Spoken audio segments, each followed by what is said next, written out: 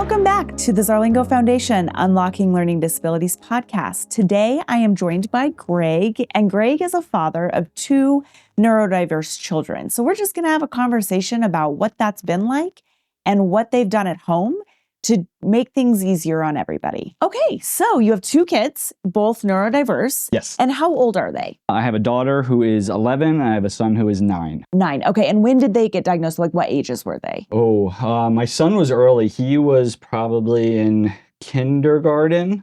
And I don't know if we made it through the whole year, but we knew that there was going to be some things. And my daughter was probably maybe the end of first grade. Okay.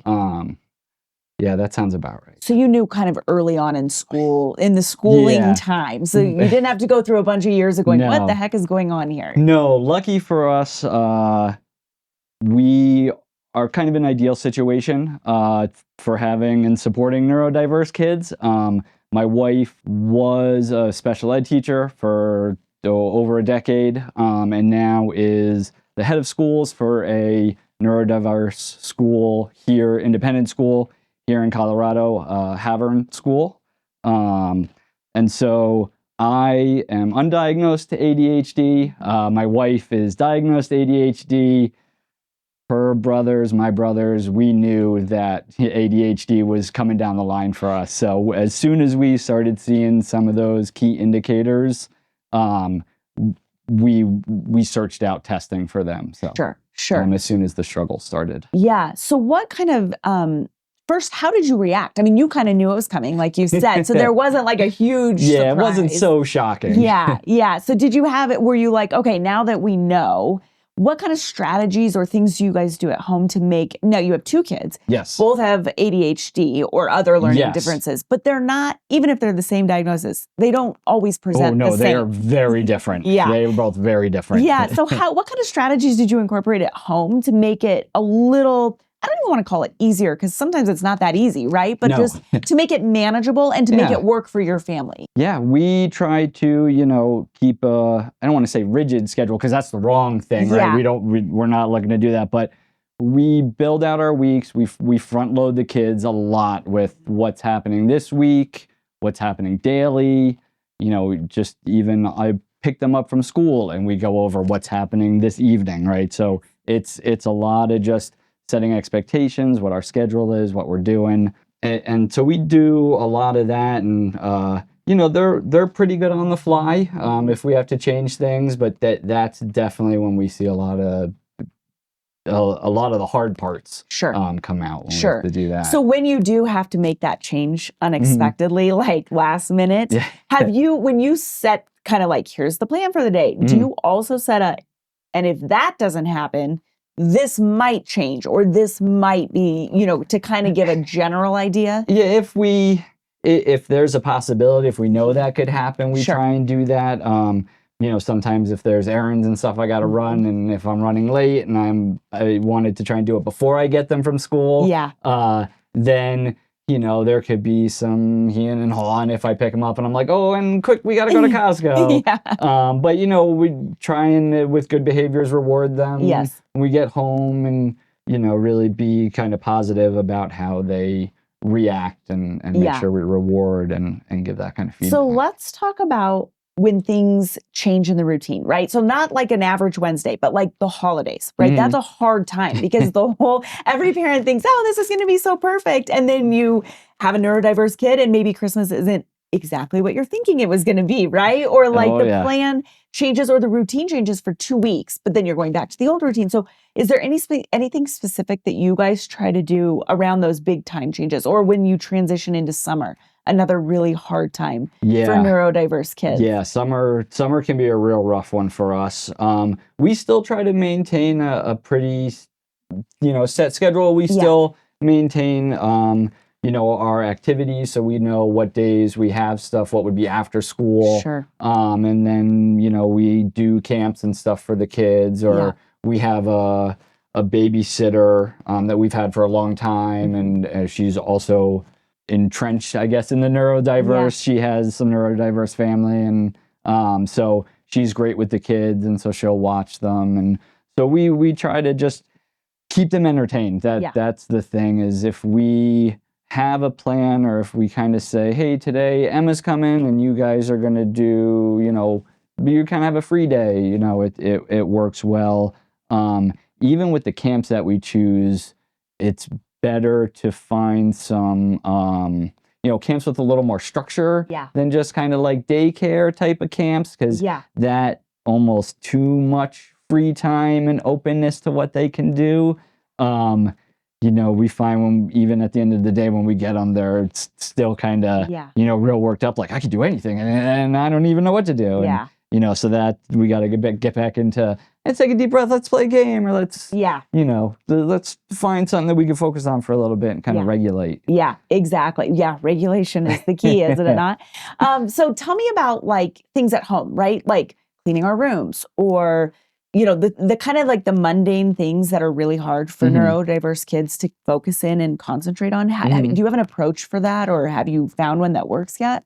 For some things better than others. And because they present so differently, my son will look at something and just start cleaning up and putting things away. And, that's one thing. And my daughter her room will start to get a little messy, and she'll get so overwhelmed by the thought of having to clean it, and then it gets worse, and then she's more anxious about it. And so we try and offer to help or break it into smaller tasks. Really works well for her. Or, like I said, with rewards, or kind of building specific times there. My son is very screen oriented. So if we say, okay, if you do X, Y, and Z, you can earn some screen time later.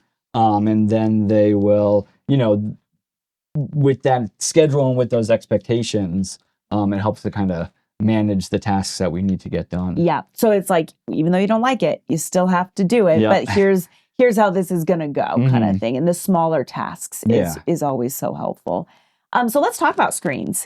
Do you have an approach to screen? I mean, I know that it can be like the easiest thing, right? As a parent to say, oh my gosh, here's the screen, whatever. But do you have like an approach, or is there a time limit, or like you said, you use it as a reward? Yeah, we definitely set time limits on, let's say, their unsupervised screen time, if they're just on their tablets, or if someone's going to jump on the TV and get into their Netflix account or something. They can earn with, on a regular day, a good day at school, they can come home and they can have 15 minutes. And then, depending on the day, what's going on, if they want to earn some extra screen time, chores, things like that, can earn those things. We do read at night. Either the kids read to us or we read to them. They both have books that we read through, but we've actually found that our nighttime routine is a little bit easier if we mix a little bit of screen time into that. So we'll, my son will get ready for bed very quickly. And so my wife and I alternate nights of who's reading to them. So, whoever's reading will sit down and read to him while my daughter is still getting ready. He's not as interested in her books. She's not really interested in his. So, and then when she's ready, we'll watch one kind of commercial section of, we've watched The Masked Singer or Ninja Warrior, things like that. And then, he may lay in bed and I'll read to my daughter, or he'll go into his bed and then she'll get her stories and stuff. And then, that just kind of helps everybody wind down a little bit. Decompress a little bit. Yeah, it's hard with screen time, particularly with neurodiverse, if you're doing any kind of audiobook, right? Because it's a screen time, but it's also a learning. It's a hard kind of balance. Yeah, and they both love audiobooks. That's our big go-to for any kind of road trips.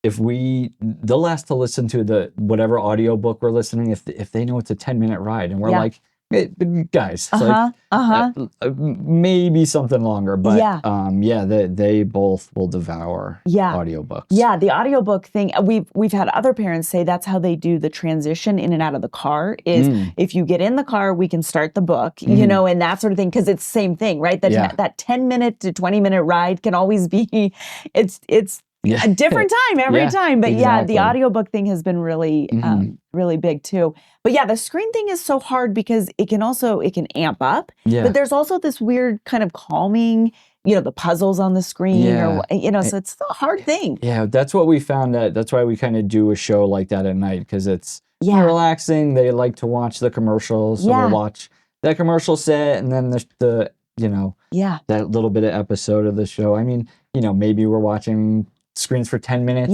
in that time, but they both can focus and just relax and we so how about bedtime and morning routine? Do you have it listed out and with pictures? Is there a specific way you guys do those two routines? We have done our bedtime routine kind of the same since they were little, right? Yeah. We go upstairs, brush your teeth, put your PJs on, story time. Yeah.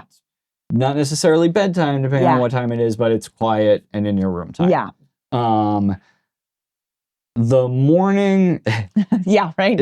It's hard for me to say anything about our morning routine. I am out of the house very early for my job. I'm out of the house by like 10 after 5. Yeah. So I know the morning routine for us is, kind of they start to get stirred while my wife is getting ready, and then they'll get up and have breakfast. But again, that's a routine that we've been doing for a long time. Yeah. So we're setting expectations for the day, setting the schedule during that time, trying to get food in our bellies and things like that. So it's just kind of that same redundancy, really, of how we try and do that. Yeah, and keeping that same routine during the non-routine times also really helps with the regulation and the grounding. If you can keep either side kind of similar. Yeah. So let's talk about mealtime. I don't know if you have the typical picky eaters, but do you guys have a mealtime? I mean, is there a set expectation, or is it kind of, we've had multiple approaches, right? We have let's just get them to eat something. And then there's we need to have some kind of like manners and these sorts of things, table etiquette. So do you find a balance between those two things? We try, both of the kids are on ADHD medication. So appetite suppression makes, food intake really hard because it's whenever they eat, we're happy about it.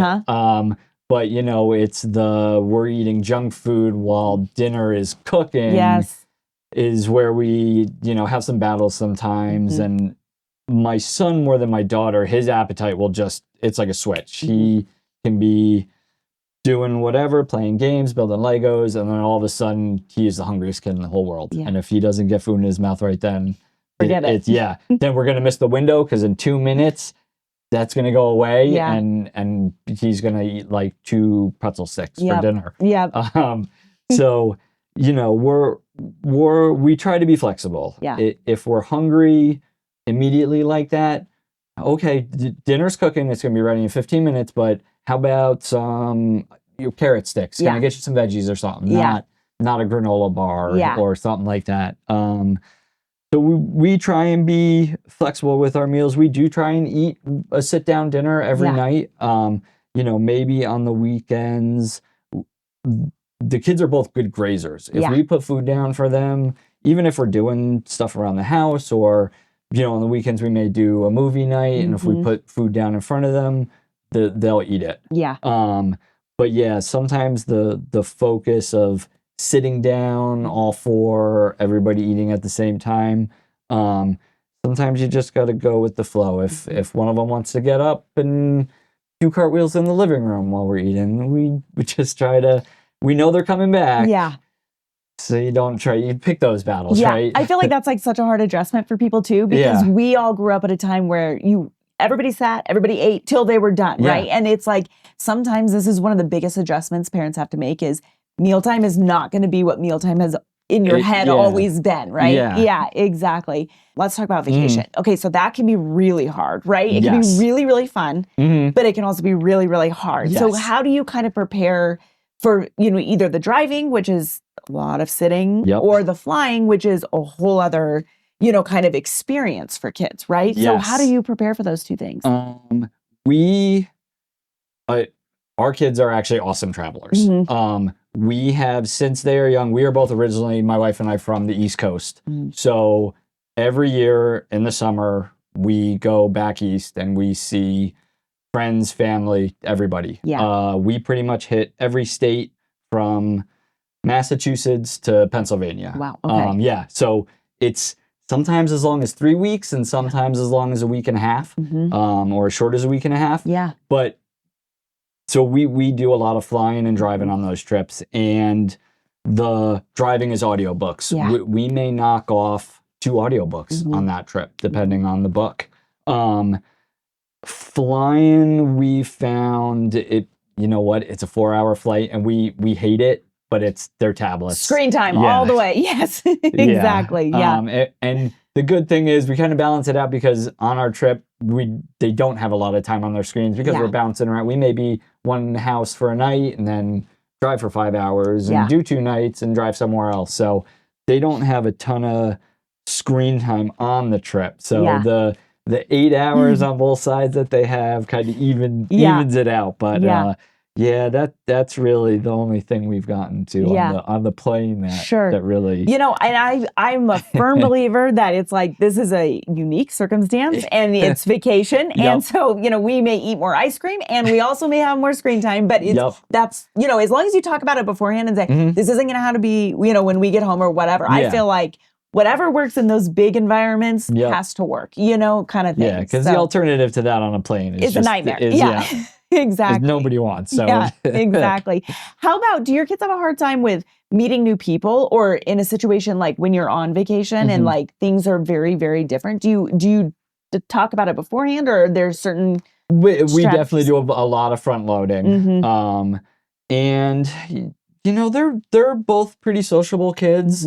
They may be shy at the very beginning, but they're usually pretty how you doing? Can jump right in. Yeah, both, especially if kids are involved, then it's, you know, we're right into it. Yeah. So we're lucky that they're both real outgoing, you know, high energy kids. So as soon as we get somewhere that we can be outside, run around, whether they're kids that are with the party that we're visiting with or not, you know, they're playing and involved. So. Yeah. So do they play sports? Do they play like organized sports? Has that been a challenge or has it been really helpful? They both did Taekwondo for a number of years, which I am a big supporter in for neurodiverse kids, any kind of karate, Taekwondo, jiu-jitsu, anything like that, I think is great. My son isn't doing it anymore. My daughter in May got her first degree black belt. Wow. So she is very focused on it. She loves it. My son was doing some other things, you know.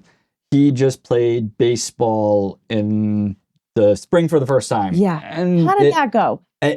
Great. Yeah. We were worried because he is if he's not moving, it's boring, right? Yeah. And I was like, man, baseball is a lot of like standing around, fun, but it's a lot of standing around. I played 1 season of t-ball when I was younger. Yeah. And there was like, my parents always said you had a very clean base and there were no dandelions in your outfield.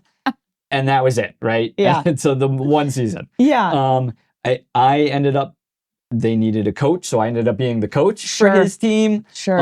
And he did great. Yeah. He is playing again this season.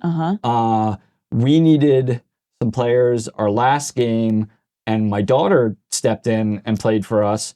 And she really liked it, so she is playing this season. Yeah, okay. And I'm coaching again, so we lucked out that it worked. You know, it was something that worked. If baseball didn't work, you know, we were going to try anything, soccer, and he's had some interest in lacrosse. He's very athletic. He's very fast. Yeah. He's naturally just an athlete. Yeah. So we just need to find the right thing for him. So let's talk about that for a minute, because sometimes you know, parents say, well, I played soccer, so my kid's going to play soccer, or I played whatever. But sometimes with neurodiverse kids, you have to try on a bunch of different sports to get to that right place. And usually you can find it, you know, but so tell me 2 things. The Taekwondo, why are you such an advocate? And then 2, how do you go about trying on the different sports, you know, with your kid? So there's like that weird, you've committed, but then also this is not working, you know, that whole thing. So we really lucked out with Taekwondo. That one was, I think there was like a 1 week program where the dojo came to the school. Sure. And like during gym class, they did some stuff. And then I think they did a graduation at the place, and the kids liked it. And then they got invited to a birthday party there. Mm-hmm. And then they both showed a lot of interest. I mean, my daughter was maybe just in kindergarten when she started. Yeah, so it's very organic kind of way. Yeah. It was somebody in her class, and that was the birthday party, and they had a lot of fun, and she was like, I want to try it. Yeah. Liked it, and as she was in it, now her brother sees her doing it, so he wants to do it. Yeah. So I think that's kind of what it was, is that she just kind of fell into it. Yeah. Liked it, and he saw her doing it. Yeah. But just the structure of it, the focus on coordination and stuff, and the athleticism, it just, both my kids, it helped them to kind of learn that focus and to sit for things. Also, we go to Excel Taekwondo in Littleton, and just the instructors there were great. There wasn't yelling or getting kids to sit. If they were getting fidgety, let's talk about what we need to do. Where they would do breaks with the kids. So it just worked. Yeah. So it's kind of an interesting sport because it's very structured, but it's also very movement oriented, which is great for neurodiverse kids, right? Like the structure is pretty good. That's what we've found with some other kids with soccer and those kinds of things. They seem structured, but on the field, it's very unstructured, kind of the processing time it takes. So you tried on a couple sports with your son. He did that, and he did some like Ninja Warrior stuff, and tried some gymnastics and things like that. They both like to tumble. Yeah. But he, just playing in the backyard or going to the park, what do you like to do? He is also a great climber. Okay. So we knew things that incorporated that would help. So he will climb anything. Yeah. It's amazing. Yeah. So we're looking to actually start finding something for him some non-traditional to really focus on. To start building that. Because he really does have such a love of it. So. Yeah. So I think the thing for parents too is don't be afraid to try some things that seem out of your comfort zone, but your kid may totally excel at in the non-traditional sport type area. I mean, anything they say they want to try, there's usually, if you call somewhere, there's a free trial, come in, test it out. Just go for it. Right? What's the worst that's going to happen? Exactly. So movement and that sort of thing. Do you notice that your kids focus better after having some exercise, or is it, is there a benefit at home from having that kind of like, physical activity after school or anything like that? Yeah. It usually helps to just get some of that extra energy out in general. But that it usually helps to kind of wind down if we've been working, if just getting that energy out, being tired and winding down, and we have dinner afterwards, and then into our bedtime routine. And so we try to, once we've had that kind of peak of our activity, then everything is hopefully downhill, and we can just carry it right into a smooth bedtime routine. That's the hope. Yes, exactly. Well, is there anything that I'm thinking of? I know your kids are still kind of young in school, so you haven't really quite gotten into the projects and the group project kind of dynamic yet or anything like that. But is there anything from school that you guys have noticed, is helpful for your family, or is it kind of just that same routine structure idea? The routine structure, I mean, again, like, the kids have had science fair projects and they've done some on their own and they've done some in groups. So, both kids can kind of be procrastinators. So if we find just like if we don't let that happen and we just try and break things into very small pieces, like let's talk about the project and then this weekend, let's go get all of our supplies. And then if we can plan and break it into small things and not let it get to that point of being so overwhelmed and anxious that it's due and I haven't done anything and, oh no, now I can't do it because we don't have time. We can just avoid that and try and break it up, and great, we did this part, like look, our whole project is 7 steps. We've already done 3. That's great. Like we're so close now.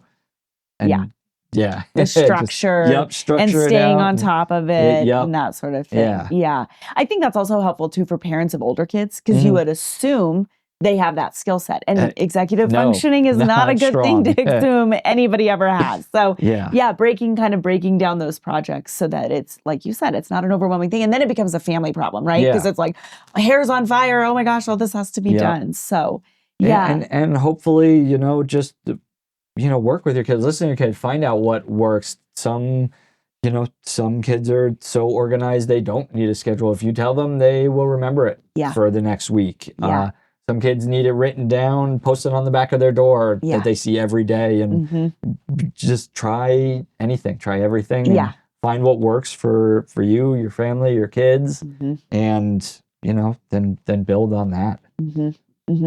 Is there anything I'm forgetting that you would want to tell parents of kids that have been diagnosed, or they're in the middle of it, or anything? I mean, you did a pretty good job kind of covering everything. Yeah, man, just love them, support them. It can certainly be hard. It can be wonderful. Just take a deep breath and know that it's always going to be better. So perfect. Well, thank you so much for coming on and sharing some strategies with us. And so thank you for joining us for this episode of Unlocking Learning Disabilities Podcast. And we hope some of this conversation was helpful.